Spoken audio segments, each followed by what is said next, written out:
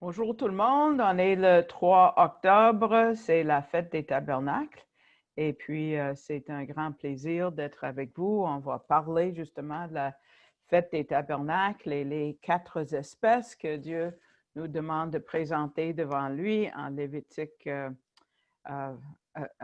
Lévitique 23, mais on va en parler jeudi. Donc j'espère que ça va vous attiser l'appétit, vous donner le goût d'écouter notre dernier enseignement sur les fêtes d'Israël.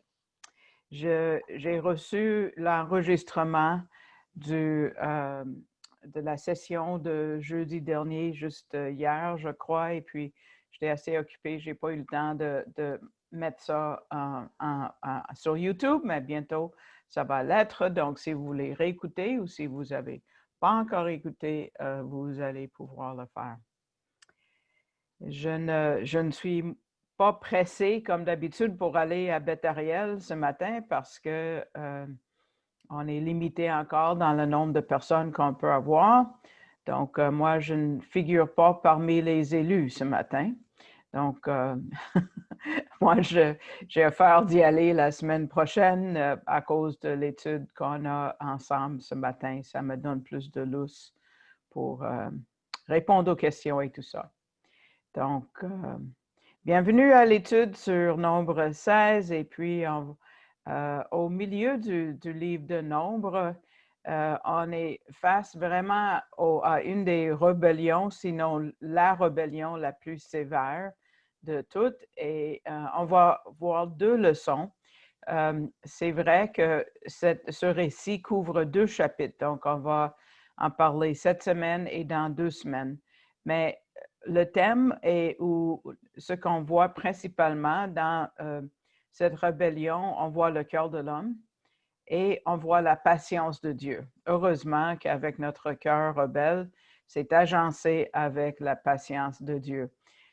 En Jérémie, il nous dit que le cœur est tortueux par-dessus tout et il est méchant. Et là, qui peut le connaître en Jérémie 17, 8, mais Dieu merci, il est armé avec une patience divine et puis il évite un autre déluge, un autre gros jugement, un autre Sodome et Gomorrhe et il sauve la nation une fois de nouveau. Donc, ces 2 thèmes couvrent cette section et ça couvre jusqu'au milieu de chapitre 17. C'est pour ça qu'on ne va pas finir le récit ce matin. Mais là, on voit vraiment plus notre appréciation qu'on peut avoir pour le don du salut parce que c'est pas gratuit, c'est vraiment miraculeux et si c'était pas miraculeux, personne pourrait y avoir accès. On voit que 3 fois dans ce chapitre, Moïse se met à prier vraiment le visage contre terre. Et chaque fois, il réussit à éviter le gros jugement. Mais c'est de plus en plus difficile, plus ça avance. Et il ne pouvait pas l'arrêter complètement. C'était, il a passé comme juste proche. Mais en lisant le récit, on peut dire jusqu'où ça peut durer, combien de temps est-ce que ça peut continuer, qu'est-ce qui va arriver avec la prochaine rébellion si celle-là est si grave. Et les deux dernières fois que Moïse prie, Dieu demande à Moïse, mais tasse-toi, je vais éliminer tout le monde. Regardez le verset 21. Ça dit, séparez-vous du milieu de cette assemblée et je les consumerai en un seul instant. Donc, wow, c'est grave. Et en verset 45, il est dit encore, retirez-vous du milieu de cette assemblée et je les consumerai en un instant. Donc, c'est très grave. Mais Moïse ne fait pas ce que Dieu demande. Il ne se tasse pas. Il reste là comme un grand médiateur et il prie. On sait qu'il était limité et il ne pouvait pas éviter les jugements les plus sévères pour les vrais coupables. Et les gens ont compris que c'était très, très grave, ce jugement. Sautez au chapitre 17 dans vos Bibles et on va voir ce qu'ils disent ensemble dans les derniers versets de 17, versets 12 et 13. Ils disent, voici, nous expirons, c'est fini, on est fait à l'os. Nous périssons tous. Quiconque s'approche du tabernacle de l'Éternel meurt. Nous faudrait-il tous expirer? Ils savent à quel point c'est grave. Donc, qui va les sauver? Qui peut changer le cœur de l'homme? Moïse ne pouvait pas. On voit qu'il est au bout de ses capacités comme médiateur. Nous faudrait-il tous expirer? Et encore, grâce à Dieu, la réponse est non. Ils ne vont pas tous expirer, mourir. Notre Dieu est trop merveilleux, trop aimant pour permettre une telle chose. On voit le salut dans cette section, Jésus est jamais loin, parce que ça va vers une rencontre avec lui. Et surtout avec le chapitre 21, avec le serpent bronze. Mais les préparatifs ne sont pas encore tous là. On va voir ça dans les chapitres qui suivent, comment on va vers cette rencontre avec Jésus et l'idée biblique du salut par la foi seulement, plus absolument rien. Et dans ces chapitres, on va le voir très, très fort. Et il y a un autre aspect pratique de ce chapitre. On va voir l'anatomie ou le dessous, si vous voulez, de l'orgueil.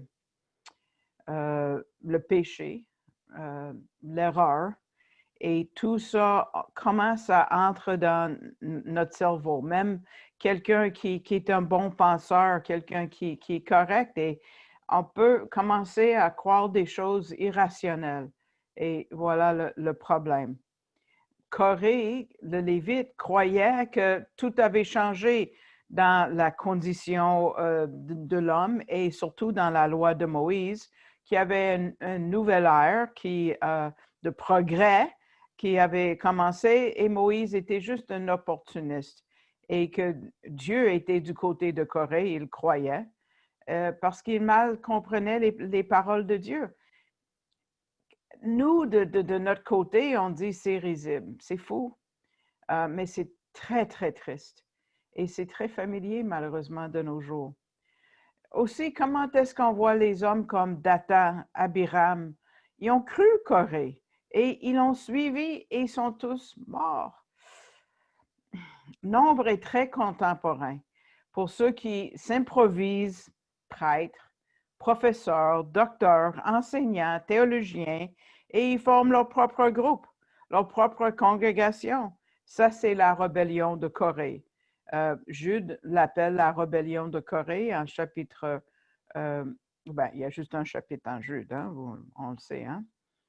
Et cette rébellion, le jugement, les erreurs, il faut connaître ça en tant que croyant aujourd'hui et reconnaître ce qui est autour de nous.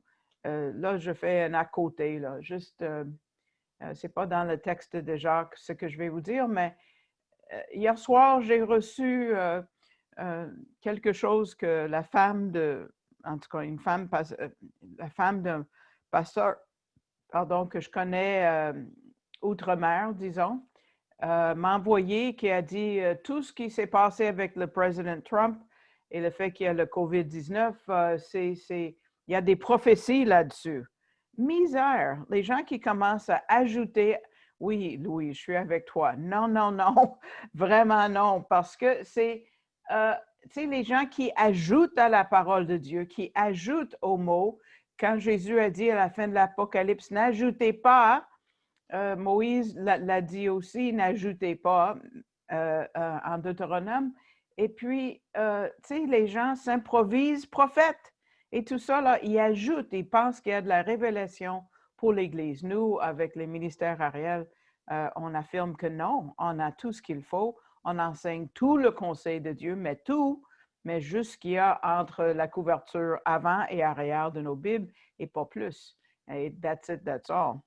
Donc, mais on va reconnaître que Corée a inventé sa propre doctrine, un peu comme cette femme pasteur qui nous parle de cette prophétie que quelqu'un a eue la nuit dernière. C'est tout frais, là, misère. Mais c'est ce qui arrive quand on n'est pas dans la parole de Dieu.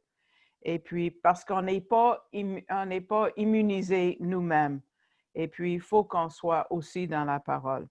On va voir le début de Nombre 16. Ouvrez vos Bibles maintenant, retournez à Nombre 16 et on voit Corée, fils de Jitséar, fils de Kehat, fils de Lévi, se révolta avec Dathan et Abiram, fils d'Eliab, et On, fils de Pélet, tous trois fils de Ruben. Donc, ils se soulevèrent et ils oh, j'ai pas pratiqué à le dire. Ils se soulevèrent contre Moïse avec 250 hommes, des enfants d'Israël, des principaux de l'Assemblée, de ceux que l'on convoquait à l'Assemblée, qui étaient des gens de renom. Aïe, aïe, ils s'assemblèrent contre Moïse et Aaron et leur dirent, « C'en est assez, car toute l'Assemblée, tous sont saints. Et l'Éternel est au milieu d'eux. Pourquoi vous élevez-vous, Moïse, au-dessus de l'Assemblée de l'Éternel? » Wow! Qui est Corée? Qui sont ces gens, Dathan, Abiram, On et les 250? Qu'est-ce qui les a amenés à croire que toute la congrégation est sainte et que Moïse, lui, s'exalte au-dessus de tous? Coudon, l'Esprit dit qu'il n'y a pas d'homme plus humble que Moïse. Il n'y en a jamais eu, il n'y en aura jamais. Quelle humilité! Wow! Il faut essayer de trouver comment ils arrivent à cette conclusion-là. Dans le texte original, cette section commence d'une façon spéciale et souligne la cause. Là, j'ai essayé de trouver dans les versions françaises et je n'ai pas pu trouver une traduction qui le rend exactement comme l'hébreu. Donc, écoutez bien. En hébreu, ça dit pris, comme quelqu'un qui a pris quelque chose. Dans la Darby, je pense, ça dit s'éleva dans son esprit, Corée, ou il se levèrent, soulevèrent, oui.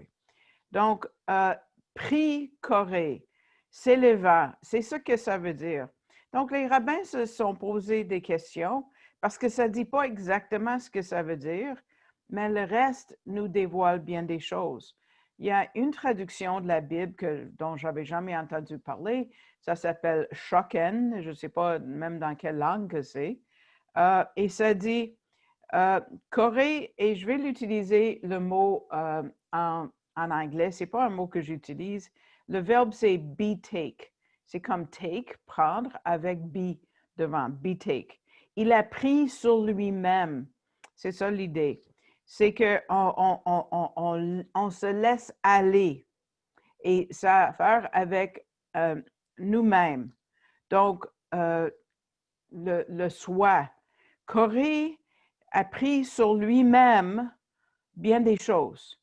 Il a pris sur lui-même le droit de mettre Moïse au défi, de même de mettre au défi Dieu, l'autorité, parce que Dieu a autorisé Moïse d'être celui qui était le représentant de Dieu.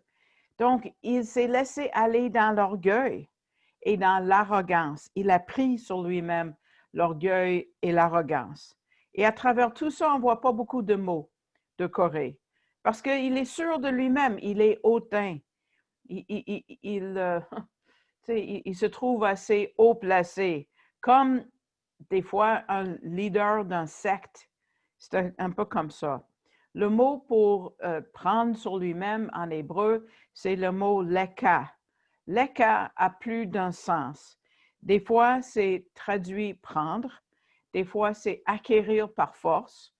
Et le plus intéressant, c'est que quand tu enseignes leka, ça veut dire que tu enseignes une doctrine. Une doctrine. Regardons Job 11, 4, quand ça dit « Car tu as dit, ma leka, ma doctrine est pure. » Donc, le mot doctrine, c'est leka. Les voyelles sont changées un petit peu, mais vous savez que les voyelles ne sont pas dans le texte original, et puis les voyelles ont été ajoutées après. Donc, cette idée de doctrine fit bien le problème de Corée, et ça nous amène vraiment où nous sommes, parce que lui, il enseigne une autre doctrine, une doctrine étrangère au milieu d'Israël. Même, tu vois, dans une des traductions araméennes, le Targum Néophiti, ça dit, ça rend le texte, ils ont pris conseil ensemble et ils ont divisé. Parce que ça, c'est la racine de la rébellion. C'est une nouvelle sorte d'instruction et nouvelles idées qui vont contre la parole de Dieu et qui vont finir par diviser. Et c'est tellement destructif, et on le voit dans beaucoup des épîtres du Nouveau Testament, parce que cette division, cette nouvelle doctrine est un problème dès le début de l'Église. Donc, basé sur les mots de Corée, le premier mot, pardon, Corée a pris beaucoup. Il a pris l'orgueil. Il a pris lui-même la responsabilité d'enseigner qui a causé une division. Un mot en hébreu peut vraiment livrer beaucoup de facettes différentes. Oublions pas que l'hébreu biblique a un vocabulaire très petit. Je ne connais pas, je n'ai pas cherché pour l'hébreu conversationnel d'aujourd'hui. Savez-vous combien de mots, ça c'est une colle que je vous pose, combien de mots y a-t-il en français qu'on utilise régulièrement dans notre français qui est parlé? En anglais, c'est 170 000 mots. En hébreu, c'est 8 000, donc c'est moins que la moitié. Là, j'ai cherché sur Google hier soir et puis ils m'ont dit 130 000 en français. Mais pourquoi est-ce qu'on finit jamais de lire et d'apprendre des Écritures? Mais c'est parce que ça, c'est sans fin, c'est vivant aussi.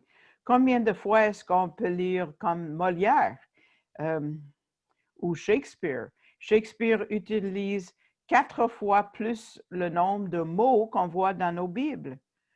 Et la Bible est un livre profond et l'Esprit est là évidemment pour nous parler. C'est pour ça qu'on finit jamais. Donc, juste le premier mot, pris sur lui-même. Tu sais, il y a un homme orgueilleux qui voulait changer des choses pour sa gloire à lui et il cause une division.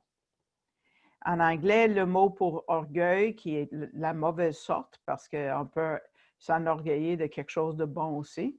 Mais en anglais, le mot est pride, et Jacques Gabizon a dit que la lettre du milieu de ces 5 lettres, P-R-I-D-E, c'est la lettre I qui est I, moi-même, c'est se mettre soi-même, vraiment. Si on regarde la généalogie, c'est un peu difficile à saisir, mais je vous lance ça là. Peut-être c'est parce que Corée et sa rébellion ne vient pas de nulle part. On va regarder un tableau qui va nous montrer les tribus et leurs origines tantôt, mais ici, regardez juste ce que je veux que vous voyez, c'est que ici, là, on voit, bon, la tribu de Juda est vraiment à l'entrée. Ici, c'est Ruben. On va voir que Corée Et on va voir les liens familiaux et les coatites, OK? Donc, ici, c'est les prêtres, parce qu'ici, toutes les Lévites sont à l'intérieur de cette boîte rouge. Et il y a juste les Kohanim qui sont des prêtres. Donc, Moïse et Aaron, par exemple, OK, sont ceux qui sont vraiment les prêtres, et même c'est les fils de Amram, mais c'est Aaron qui est le vrai Cohen. Mais Moïse agit comme prêtre aussi. On va voir dans sa médiation. Donc, on voit que Corée vient de Lévi, OK? Mais Dathan, Abiram et On vient de Ruben ici. Donc, tu vois, Corée vient des Coatites ici. Donc, pas les prêtres, mais à côté, c'est un autre genre de Lévites qui n'avaient pas le droit d'offrir des sacrifices ici. Tout comme les Gershonites ou les Mérarites ici, les trois n'avaient pas le droit de présenter des sacrifices, uniquement ceux qui venaient de Aaron, quand on a décrit comme prêtre, qui est le mot Cohen, OK, ici. Mais tu vois, les autres qu'on voit dans l'histoire, Dathan, Abiram et On, ils sont des voisins, si vous voulez. Ils viennent de Ruben. Ce sont des voisins insatisfaits. OK? Peut-être pour ceux de la tribu de Ruben, ils ont dit, hey, nous, on n'est pas les prêtres. On aurait aimé être dans ce cercle intérieur, mais ils ne le sont pas. Ruben était le plus vieux. Ils ont dit, mais ça aurait dû me revenir. Pourquoi il n'a pas été choisi à cause de son péché? Il n'a pas été choisi. Peut-être il dit, moi, j'aurais dû être ici à l'entrée du tabernacle avec Judas, mais moi, je suis juste à côté maintenant. Peut-être c'était une blessure qu'on a nourrie, comme on peut faire des fois. Ce n'est pas une bonne idée. Et les fils de Corée, les Coatites, ils ont dit, mais nous, on aurait dû être ici, les vrais prêtres. Donc, on va voir dans le tableau qui suit que Corée était un... Oh, OK, désolé, j'ai pensé, je ne savais pas. OK, ici, là, on voit que Corée et Moïse sont cousins. Amram, c'est le papa de Myriam et Aaron, et Moïse. Et sa femme s'appelait Yocheved, et ça, c'est mon nom en hébreu, juste en passant. OK. Donc, Lévi a eu 4 fils, on l'a vu tantôt, mais Kohath était un des fils, Gershon, un autre des fils, et on voit que un petit-fils de Kohath est Corée, et un des petits-fils de Gershon, c'est Moïse. Donc, ici, là, sont comme des cousins, si vous voulez. OK? Moïse aussi a choisi Élisaphan, le fils de Uzziel, un autre cousin, a choisi un autre cousin et pas Corée, comme pour la tête de cette tribu-là, pas la tribu, mais le groupe des Coatites. Donc, Corée n'était pas choisi dans le groupe de Coates, c'était un autre cousin de Corée, comme ici, même dans le fond, ça doit être plus proche, qui a été choisi. Donc, peut-être il était victime un peu d'une amertume. Peut-être il a laissé l'amertume croître chez lui.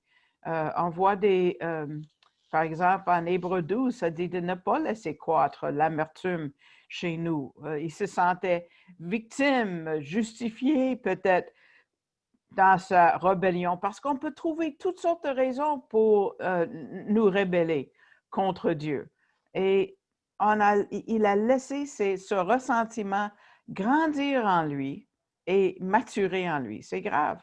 C'est pour ça, M. Gabizon nous dit, c'est important pour nous de nous verser devant Dieu, de prier à Dieu chaque jour pour que ces sentiments ne prennent pas le dessus et ne prennent pas le dessus dans notre pensée. Parce que si on a des blessures non résolues, ça peut amener au ressentiment, à l'amertume. Et ça diminue qui nous sommes et ça dévore qui nous sommes. C'est négatif et à la fin, ça va nous convainc qu'on a été volé, on est victime et quelqu'un a pris quelque chose qui est à moi. Et ça, c'est, M. Gabizon dit, un genre de, c'est ça, éteint la foi comme un boyau que les pompiers utilisent. Ça éteint la foi et aussi ça élimine un peu, ça rend flou la réalité, on voit plus clair. Donc, M. Gabizon dit, au lieu de penser à ce qu'on a perdu, comptons nos bénédictions. Ça, c'est un argument, on va voir même à la toute fin de ce matin, un de ces arguments plus tard. Donc, on sait que ce problème est couvert depuis un certain temps. Ils avaient le temps de rassembler 250 hommes, des hommes de renommée, des hommes de grand nom. Quelle ironie! Tu sais, ils ont écouté un mauvais conseil. Donc là, il dit, on voit que ça devient encore plus intéressant. On voit comment une fausse théologie peut nous amener loin et à une place où on ne veut pas être. On peut lire les Écritures et mal lire les Écritures et mal comprendre Dieu et on devient persuadé d'une autre interprétation de lire les Écritures. Et ça, c'est la délusion de Corée. Voyez-vous le verset 3 quand ça dit « Car toute l'assemblée, tous sont saints, l'Éternel est au milieu d'eux ». Comment est-ce que Corée a pu deviner, décider que toute la maison d'Israël est sainte maintenant? Voyons donc que toute la congrégation est sainte. Comme si on a évolué, nous, et tout le monde est correct maintenant. Et on est déjà au royaume messianique, au millénium, où Dieu a promis qu'il va mettre la loi dans le cœur des hommes en Jérémie 31. Mais ce n'est pas le temps pour ça. C'était pas le temps pour ça. Et l'idée principale, c'est la sainteté. On voit dans la réponse de Moïse dans le verset 5, on va voir ce qu'il dit par rapport à la sainteté. Verset 5, « L'Éternel fera connaître qui est à lui et qui est saint. » Verset 7, sautez 2 versets plus bas, « Celui que l'Éternel choisira, c'est celui-là qui sera saint. » Ce n'est pas toute la congrégation qui est devenue sainte. Comment est-ce qu'ils sont devenus tellement optimistes que maintenant tout le monde est saint, tout le monde suit Dieu, la paix, l'harmonie est arrivée, Dieu habite parmi eux? Wow! On voit ça dans les enseignements autour de nous de nos jours, en 2020. Beaucoup de gens croient ça aujourd'hui. Beaucoup de systèmes théologiques enseignent ça. On est tous des saints, on est tous des dieux. On va changer le monde. Hein? On va mettre la démocratie partout même. Ça, c'est la délusion de Corée. On va voir peut-être comment est-ce qu'ils sont arrivés à cette idée fausse. Oublions pas que quand l'Ancien Testament a été écrit, il n'y avait pas de séparation, chapitre, verset, même les mots. Et ça a été inséré dans la Bible vers le 5e siècle. Okay? Donc, quand on va d'un chapitre à l'autre, peut-être on pense qu'on commence un nouveau sujet quand on change de chapitre, mais ça a été ajouté par après. Peut-être une partie de la réponse peut être trouvée dans les mots qui précèdent. Donc, retournons à la fin de chapitre 15 qui finit avec les commandements sur les franges. Verset 40 de chapitre 15 finit en disant, on l'a vu la dernière fois, « Vous vous souviendrez ainsi de mes commandements et vous les mettrez en pratique et vous serez saints pour votre Dieu. » Ah, est-ce qu'ils ont dit, et ça c'est très important mes amis, est-ce qu'ils ont conclu que parce qu'ils portent quelque chose sur eux de physique, ça les rend saints? Ce qu'ils portent sur eux, moi j'ai une étoile de David ici, peut-être vous ne voyez pas clair, en tout cas c'est difficile de faire voir, mais est-ce que c'est un symbole, une croix, Une grosse croix d'ailleurs qui nous rend saints. Voyons donc, un problème. On a une tendance à penser que la sainteté, c'est les vêtements, comme les prêtres dans certaines églises. Je mets ça et je me rends saint. Hein? Ou certains objets, si je porte ça, ça me rend saint. Wow! Non, pas du tout. Les prophètes ont dénoncé l'apparence extérieure fois après fois, après fois, après fois, parce que la vraie foi, si vous voulez, je ne voulais pas faire un jeu de mots, est dans le cœur et nulle part d'autre. Ce n'est pas dans des objets, dans des choses. Ce n'est pas ça qui nous rend saints. Ce sont des aides-mémoires. C'est une aide-mémoire. Tu sais, même ce que je vais discuter jeudi, l'étrog, par exemple, ça s'appelle un citron, mais ça ne l'est pas. Un citron comme on la connaît. Ce n'est pas ça qui va me rendre ou rendre qui que ce soit saint, d'avoir un objet. Le Targum de Jonathan, encore là, Targum, ça veut dire, c'est la Bible en araméen, dit qu'ils interprètent ce passage-là et ils disent, quand tous les 250 sont allés vers Moïse, ils avaient leur frange sur eux. Donc, ils ont interprété, comme je vous ai montré la dernière fois, les franges, c'est pas ça qui les rend saints. Et qu'ils avaient des franges en pourpre, ils ont inventé des affaires, là, même pas bleues, comme la Bible nous dit, comme ça devait être, parce que c'est la couleur qui couvrait l'Arche de l'Alliance, une couleur de sainteté, en tout cas. Et ils se sont disputés avec Moïse par rapport à la couleur de leur frange. Bon, là c'est ridicule, là, n'est-ce pas? La couleur rend une personne plus sainte que l'autre, mais ça, c'est, dans le fond, une genre de légende, OK? Mais on voit la croyance de Corée, encore là, qui devait mijoter chez lui depuis longtemps, comme le péché chez nous.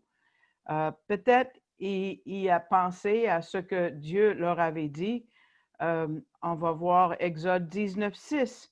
Quand Dieu a désigné le peuple juif, il a dit, vous serez pour moi un royaume de sacrificateurs et une nation sainte. Donc, Corée a dû penser, bon, on est saint maintenant. Combien de fois est-ce que Dieu a dit à Israël, soyez saints comme moi je suis saint? Sûrement, vous avez remarqué que ça revient souvent, mais je n'avais jamais compté. M. Gabizon a compté 30 fois en Exode et Deutéronome que Dieu a dit à Israël, soyez saints. Wow!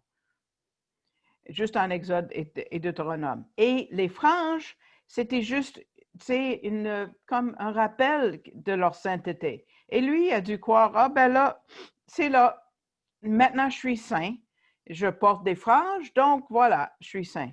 Donc, vous voyez comment une fausse interprétation de la parole de Dieu peut amener loin à toute une rébellion, puis éventuellement à la mort de cet homme-là. On voit un argument assez semblable dans le Nouveau Testament et aussi aujourd'hui. 1 Jean 2, 27 dit, « Et pour vous, l'onction que vous avez reçue de lui demeure en vous. Vous n'avez pas besoin que personne ne vous enseigne. » Si je continue, le verset, ce n'est pas à l'écran, mais comme la même onction vous enseigne à l'égard de toute chose et qu'elle est vraie et n'est pas mensonge et que selon elle, vous enseignez, vous demeurerez en lui. Peut-être qu'il y a des personnes qui lisent ce verset et disent comme Corée, bon, on n'a plus besoin d'enseignants, plus besoin de pasteurs, plus besoin de gens qui prêchent. Moi, je suis correct, moi. Combien de personnes j'ai entendu, et moi, je le dis pas, Jacques, je fais l'église chez moi. Je ne fais pas partie d'une église. Wow, wow, wow, wow. Ce n'est pas du tout ce que Jean voulait dire. Jean était apôtre, lui-même était enseignant. Ce qu'il dit est l'opposé. À 1 Jean 2, il contraste l'Esprit de Dieu avec les faux enseignants qu'il appelle des antichrists, qui sont un obstacle entre Dieu et l'homme, parce qu'ils enseignaient les choses contre les Écritures, comme Corée, pas comme notre enseignant Moïse, pas comme notre enseignant Jean, pas comme ceux qui étudient les Écritures et qui étudient fort pour vous amener la parole de Dieu à nous. Eux ne sont pas en opposition à Dieu, mais derrière lui, en soumission à Dieu, et font sortir la profondeur de la parole de Dieu, pas les paroles à eux-mêmes. Ce que ce verset nous encourage de faire, c'est de toujours, et là c'est encore une application pour nous aujourd'hui, de toujours, quand on entend les paroles de quelqu'un qui enseigne, ça doit être toujours en accord avec ce qui est écrit dans la parole. 1 Corinthiens nous dit ne pas aller au-delà de ce qui est écrit. Et ça doit être confirmé pour nous dans notre esprit parce que l'esprit nous habite.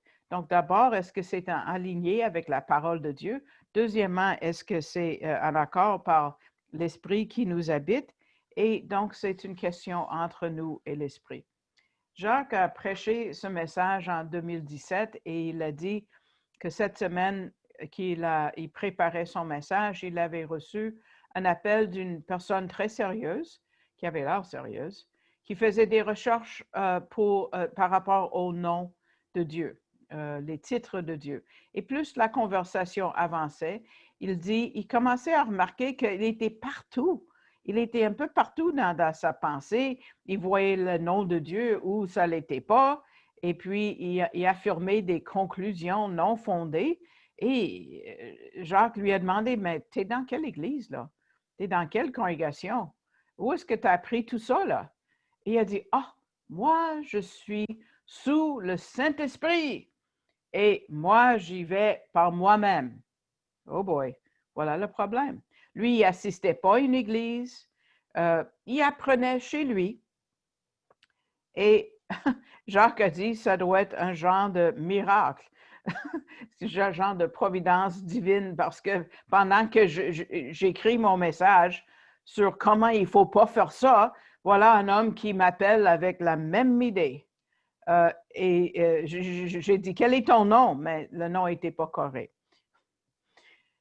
Il dit, je lui ai dit très clairement que ses conclusions étaient dans le champ, complètement fausses, et qu'il devait se soumettre à une autorité humaine comme l'Esprit de Dieu nous demande.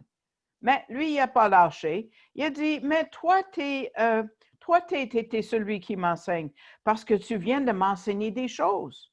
Et Jacques a dit, appelle-moi pas ton enseignant, appelle-moi pas rabbin, et s'il vous plaît, dis à personne que je suis la personne qui t'enseigne. J'ai coupé la conversation là, je lui ai dit, va te joindre à une église et soyez soumis à leur autorité, parce que ça, c'est la volonté de Dieu pour toi. Intéressant. Mais l'erreur de Corée, de Dathan, de Abiram, de On, avec ses 250, c'est qu'il pensait qu'il pouvait détourner la façon que Dieu a ordonné. Cet ordre divin, que la sainteté, on pouvait l'avoir juste en portant quelque chose ou en faisant un geste. Tu sais, je fais tu sais, ça me rend sain, là. Jouer. Non, c'est pas ça. La sanctification, c'est un processus. Il n'y a pas de raccourci à cette procédure longue qui prend toute notre vie. Puis M. Gabizon dit, je pense que ça va continuer toute l'éternité. Parce que personne ne peut devenir saint comme Dieu est saint. Mais le commandement, c'est soyez saints, comme je suis saint, dit Dieu. Il n'y a pas de dénomination, il n'y a pas d'expérience, il n'y a pas de vêtement qui peut nous rendre saints, uniquement une relation proche avec l'Esprit de Dieu qui nous habite. Moïse a compris. Il savait que ce groupe d'hommes était arrivé à un niveau de rébellion assez haut. Donc, il ne commence pas à se disputer avec eux. Il ne dit pas mot, mais on voit dans le verset 4, il tombe sur son visage en désespoir et dans la prière, parce qu'il voit à quel point c'était dangereux pour toute la congrégation d'Israël. Comment est-ce qu'on va résoudre ça? C'est des leaders qui étaient là. C'est très captivant ce qui arrive. J'espère que je vous incite à finir votre lecture de Nombres 16 et 17 d'ici 2 semaines. Mais on peut imaginer qu'entre le verset 4 et 5, Moïse a eu une conversation avec Dieu parce qu'il a une idée déjà au verset 5 et on voit qu'il a une idée d'un test. Vraiment un test très gracieux, on va voir, qui avait comme idée la repentance. La repentance de Corée, la repentance des 250 pour les ramener à leur gros bon sens. Lisons ensemble du texte 5 à 7. Dans le chapitre 16, ça dit « Il parla à Corée et à toute sa troupe en disant, écoutez bien, demain, l'Éternel fera connaître qui est à lui et qui est saint, et il le fera approcher de lui. Il fera approcher de lui celui qu'il choisira. Faites ceci. Prenez des brasiers, Corée et toute sa troupe. Demain, mettez-y du feu et posez-y du parfum devant l'Éternel. Celui que l'Éternel choisira, c'est celui-là qui sera saint. C'en est assez, enfants de Lévi, mes cousins. Les premiers mots, c'est demain. Pourquoi pas tout de suite? Pourquoi pas aujourd'hui? Le groupe était tout là. Pourquoi pas dealer avec Corée sur le champ? Ça pressait. Toute la congrégation d'Israël observait cette scène. Pourquoi attendre? Là, nous voyons la patience de Dieu. Il donne encore une chance. Après une rébellion évidente, il dit demain. Donc, M. Gabizon dit, soyons pas vite à condamner, à juger, donner une chance. Ça, c'est une qualité divine, la patience. Quand Adam et Ève ont péché, on lit qu'ils entendirent la voix de l'Éternel Dieu qui se promenait dans le jardin au frais du jour, à la fin de la journée. Dieu attendait. Peut-être il a attendu une journée complète. Peut-être Adam va se repentir. Donc, non, Adam et Ève se sont fait des vêtements, des feuilles. Corée aussi et les autres avaient du temps pour se repentir toute une journée. Dieu leur a donné de la grâce. Mais eux aussi se sont cousus, si vous voulez, une couverture de feuilles de figuier. Bon, ce qui va arriver le lendemain, qu'est-ce qui va arriver? Le Seigneur va montrer qui est saint. Imagine Haman dans le livre de Esther. On change de sujet là un peu, mais pas tout à fait. On change d'exemple. Haman, quand le roi Ahasverosh a demandé comment est-ce que je peux récompenser quelqu'un, Haman pensait, c'est moi, celui que le roi va récompenser. Et Corée a eu la même idée.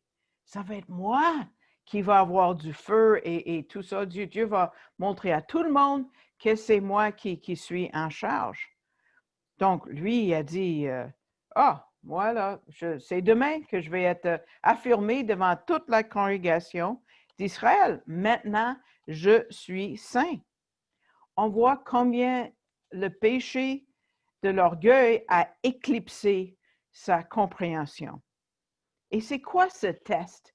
Moi, j'ai déjà passé par-dessus les versets qui parlent de ce test plusieurs fois et je n'ai jamais vu ce que M. Gabizon va vous faire sortir. Mais ce qu'il a utilisé, et ça, je regarde le visage de quelqu'un qui, je sais, vient de prendre sa retraite dans l'enseignement. Quand vous êtes enseignant ou quand vous êtes parent, des fois, vous utilisez la psychologie à l'inverse. Je ne sais pas comment on le dit en français, là, mais on dit une chose, par exemple, et on sait que les gens vont faire l'autre. Donc, des fois, si vos jeunes enfants ne veulent pas se coucher à l'heure, vous pouvez leur dire, dormir, c'est une perte de temps, là. Ne dors plus jamais. Et bon, on connaît tous, M. Gabizon dit, les personnes qui arrivent en retard. Mais si on leur dit, je te gage que tu ne peux pas arriver avant l'heure, ils vont le faire. Ils vont prendre le défi juste pour te prouver que tu n'as pas raison. Monsieur Gabizon a vendu son commerce de gémologie et des fois, il vendait des bijoux. Et il donne un exemple de sa commerce de bijouterie. Il dit, il y a quelques phrases clés que les vendeurs utilisent, comme « Ah, cette bague-là, est trop coûteuse, ce n'est pas dans votre budget. Je vais vous montrer une autre. » Il a dit déjà, la moitié de la vente est faite. Ou tu peux dire au client « Ah, ça c'est un des items le plus dispendieux ici. » Et d'habitude, la réponse est « Oh, ça me fait tellement! » Il dit déjà, l'item est vendu. Ici, on voit cette technique en Juge. Aussi, en Juge 10, on voit le peuple d'Israël était vraiment enraciné dans l'idolâtrie. Dieu a dit en Juge 10, 13 et 14, « C'est pourquoi je ne vous délivrerai plus.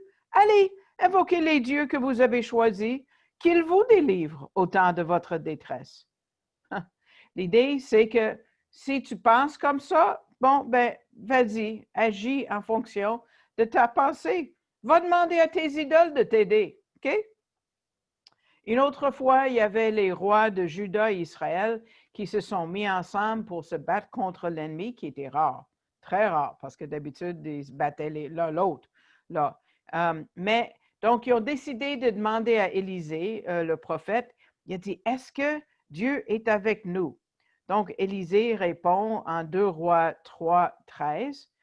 Élisée a dit, « Qu'y a-t-il entre moi et toi? Va vers les prophètes de ton père et vers les prophètes de ta mère. » OK? Vous, dans le fond, vous dites que vous êtes des prêtres.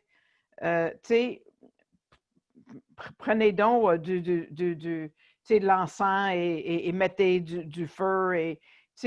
Parce que lui, Élisée, il donnait la parole de Dieu. C'était la nation d'Israël, la nation de Dieu.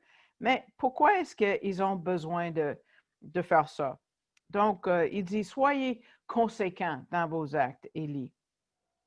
Mais, c'est très dangereux, très dangereux. Qui avait le droit de mettre du feu dans leur, j'ai oublié le mot en français, leur affaire qui brûle, qui avait le droit de le faire? C'est pas les Coatites. Corée était un lévite simple. Il devait se rappeler, et là, j'ai trouvé ça assez spécial. Vous qui étiez là quand j'ai enseigné jeudi, j'ai enseigné par rapport au sujet de Yom Kippour, le jour de l'expiation. Et comment est-ce que et il y a un chapitre qui en parle, c'est Lévitique 16, et tout de suite, au tout départ du chapitre 16, Dieu amène un exemple de ce qui peut arriver si on ne fait pas ce qu'il faut, comme les fils d'Aaron qui ont été tués sur le champ parce qu'ils ont amené du feu étranger. Et puis là, on va voir le même exemple dans cette étude sur Nombre, c'est spécial. Donc, Nombre, les 2 fils d'Aaron ont offert du feu comme il ne fallait pas. Et on voit exactement dans l'exemple de Nombre 3, on l'a à l'écran. Oh non, peut-être on ne l'a pas à l'écran. Oui. Nabab et Abihu moururent devant l'Éternel lorsqu'ils apportèrent devant l'Éternel du feu étranger dans le désert de Sinaï. Donc, qu'est-ce qui s'est passé à Corée et l'autre? Oui, on va voir, verset 35. « Et il sortit du feu de la part de l'Éternel, et il consuma les 250 hommes qui présentaient l'encens. » La chose exacte dont on a parlé jeudi dernier. On ne peut pas choisir comme on veut présenter un sacrifice. Mais avez-vous remarqué qu'il y a quelqu'un qui n'a pas embarqué? Quelqu'un n'a pas embarqué. Dans le verset 1, on se dit, on n'entend plus parler de on. On, qui est le fils de Pellet, on n'entend plus parler de lui. Il était parmi les 250, mais on n'en parle pas après. Donc lui, sûrement il est parti. Il a dit, oh non, j'ai peur de faire ça, là. Je prends pas ce test. Moi, je me sauve qui peut.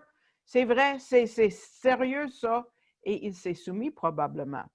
Et c'est sûr que, bon, quand il y a un manque d'informations, les rabbins ne tardent pas à remplir ça de leurs histoires, de leurs traditions.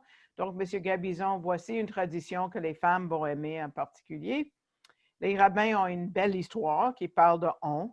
Et ils disent, On, le fils de Péleth, qui était compagnon de Corée, a été sauvé par les idées de sa femme. Oh, comment?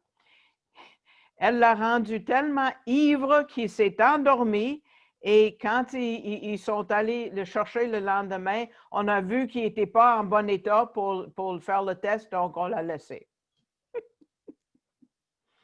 Il donne le crédit à sa femme.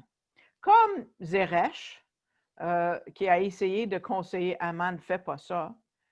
Abigail, qui a donné un bon conseil à son fils, à son mari Nadab, et aussi la femme de Pilate, Claudia, a dit non, fais pas ça. Mais le texte ne le mentionne pas et le texte ne dit plus un mot par rapport à on. Peut-être parce qu'il a compris. Au moins, ce test-là a servi peut-être à son salut à lui. Donc, peut-être c'est pour lui que Dieu a décidé d'attendre un autre jour. Pour les autres, je ne sais pas. Il est patient avec nous aussi, mais on ne comprend pas tous sa patience. Le temps file et j'essaie de dire... en tout cas, je peux finir à 10 heures pareil, mais on ne va pas finir tout ce que j'ai préparé. Donc, il y a une illustration que Jacques a trouvé, un poème qui a été écrit par un soldat qui était au champ de bataille. Et on voit comment on peut apprécier ce que nous avons. La prière ou le poème dit « J'ai demandé à Dieu pour la force pour pouvoir accomplir des choses. Mais Dieu m'a donné la faiblesse pour que j'apprenne à obéir humblement. J'ai demandé la santé pour pouvoir faire des grandes choses, mais on m'a donné de la maladie pour que je puisse accomplir des meilleures choses. J'ai demandé des richesses pour que je puisse être content, mais on m'a donné de la pauvreté pour que je sois sage. J'ai demandé du pouvoir pour avoir la louange des hommes, mais on m'a donné la faiblesse pour que je puisse ressentir mon besoin de Dieu. J'ai demandé toutes choses pour apprécier la vie, mais moi, j'ai été donné la vie pour que je puisse apprécier toutes choses. Dans le fond, j'ai eu rien de ce que j'ai demandé, mais tout ce que je souhaitais recevoir. Et malgré moi, mes prières non verbalisées ont été répondues. Je suis parmi les hommes le plus béni ou très béni. Monsieur Gabizon dit, peut-être qu'il y en a parmi vous qui passez à travers un temps difficile, mais vous savez que si vous avez Jésus comme votre sauveur, Dieu vous protège dans des façons que peut-être ne sont pas évidentes. Un jour, peut-être, on va écrire un poème comme ça.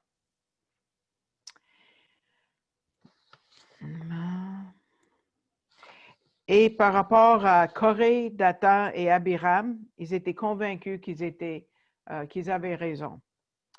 Verset 7, ça dit, « C'en est assez, fils de Lévi. » Peut-être cette partie-là devrait être collée au verset qui suit, parce que Moïse a vu qu'ils n'étaient pas émus du tout par ce test et qu'ils étaient pour garder le cou raide dans un sens. Et Moïse essaie de raisonner avec eux au verset 9 et 10. Il parle à Corée directement. Il dit, « Est-ce trop peu pour vous que le Dieu d'Israël vous ait choisi dans l'Assemblée d'Israël en vous faisant approcher de lui, parce qu'ils étaient quand même dans le rectangle intérieur, là, afin que vous soyez employés au service du tabernacle de l'Éternel et que vous vous présentiez devant l'Assemblée pour le servir, la servir. Il vous a fait approcher de lui, toi et tous tes frères, les enfants de Lévi. Et vous voulez encore le sacerdoce par-dessus tout ça, là? Il dit, vous avez des bénédictions. Comptez les bénédictions au lieu de compter ce qu'il n'a pas. Ils avaient ce grand privilège de prendre soin du tabernacle. La majorité d'Israël n'avait pas ce privilège-là. Mais lui, non, il voulait la sacerdoce. Il voulait plus. Et M. Gabizon dit, ça c'est typique de l'orgueil. Ça imite la chute de Satan d'ailleurs. On lui a donné tellement, Dieu lui a donné tellement, une position tellement haute, même la plus haute. On voit en Ésaïe 14, mais lui, il voulait être aussi bon ou même meilleur que Dieu. Donc, tous ceux qui ne reconnaissent pas l'ordre de Dieu font la même chose. Regardons Dathan et Abiram en verset 12. Moïse envoya appeler Dathan et Abiram, fils de Eliab, mais ils dirent, nous ne monterons pas. On ne vient pas là. Tu sais, tu appelles ton enfant. Non, je ne viens pas. Wow!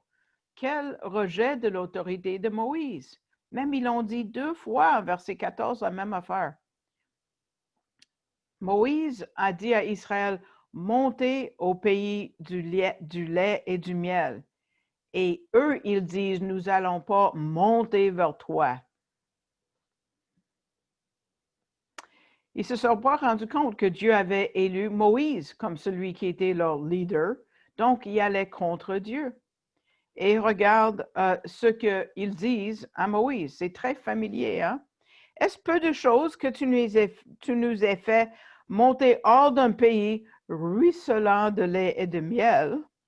Égypte était ça, hein? Pas vraiment.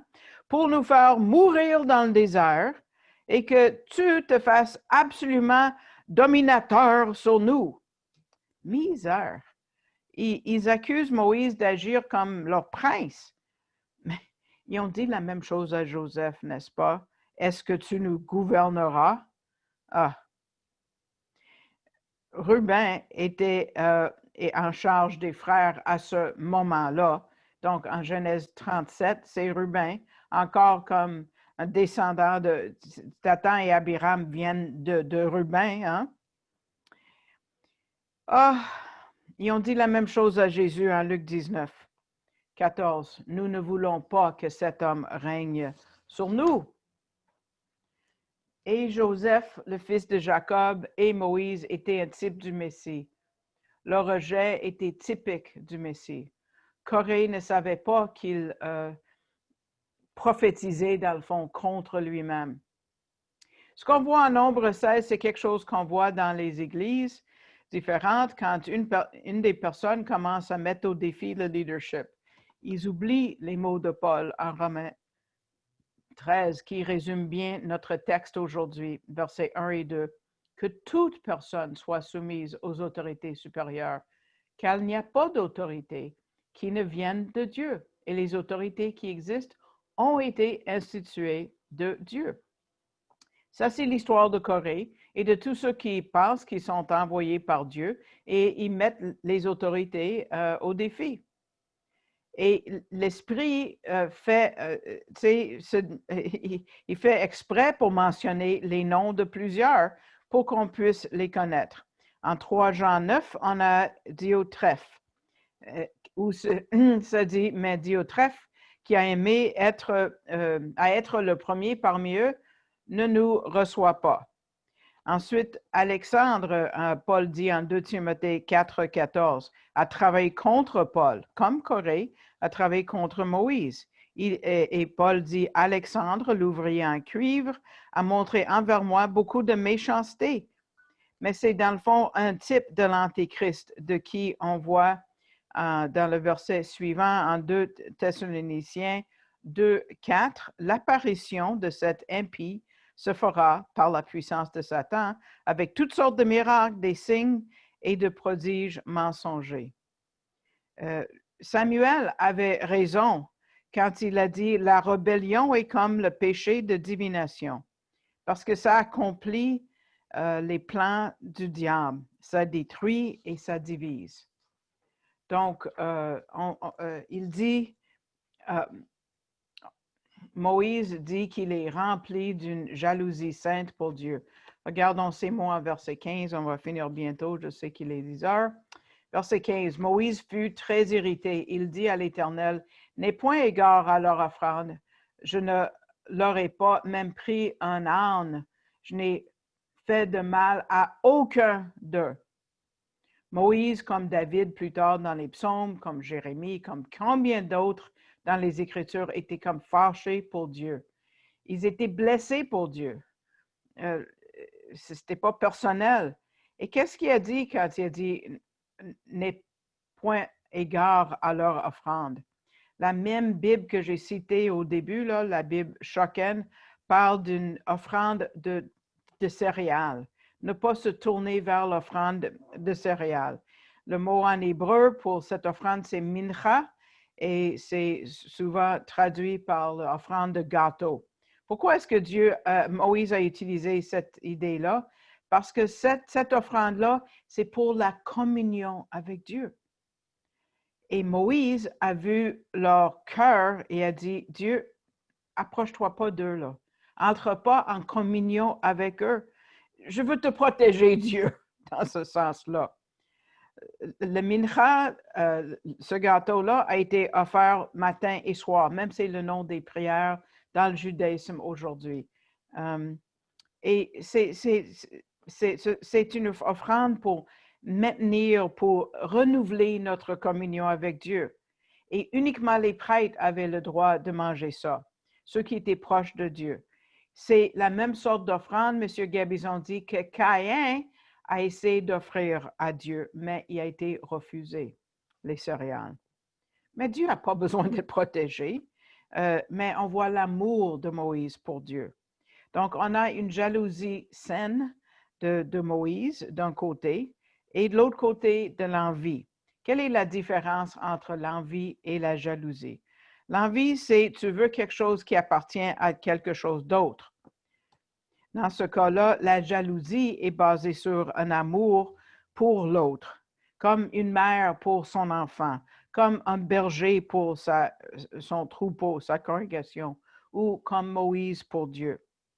La semaine prochaine, on va voir les conséquences, on va voir ce que Dieu fait avec Corée et les 250, mais on va finir avec une application dans cette illustration qui suit. Monsieur Gabizon a trouvé un exemple du test de filtre triple. Ça vient de Socrate, le philosophe grec, 400 ans avant Jésus ou le 4e siècle avant Jésus-Christ. C'est très utile.